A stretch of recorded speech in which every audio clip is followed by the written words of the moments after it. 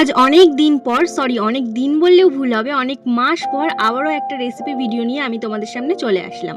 আজ আমি আমার অত্যন্ত পছন্দের একটি খাবার বানিয়েছিলাম, আর সেটা হলো এগ ভেজিটেবল চাউমিন। তো চলো বানানো যাক। তো প্রথমেই দেখলে আমি জলের মধ্যে একটু সাদা তেল আর একটু নুন দিয়ে চাউমিনটা সিদ্ধ হতে দিলাম। চাউমিনটাকে সিদ্ধ বসিয়ে সেই ফাঁকে আমি সবজিগুলোকে কেটে নিলাম।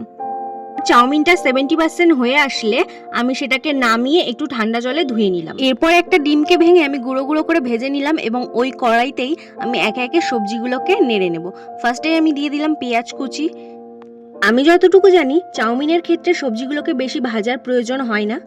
তো পেঁয়াজগুলোকে হালকা লাল লাল ভেজে নিয়ে আমি এর মধ্যে একে একে সমস্ত সবজিগুলো দিয়ে একটু নুন দিয়ে নাড়াচাড়া করে নিলাম 1 মিনিটের মতো। আচ্ছা, আমার মতো তোমরা কে কে চাউমিন খেতে ভালোবাসো অবশ্যই কমেন্টে একটু জানিয়ে যেও। আমি নেক্সট ভিডিওতে অবশ্যই তোমাদের নাম মেনশন করে দেব।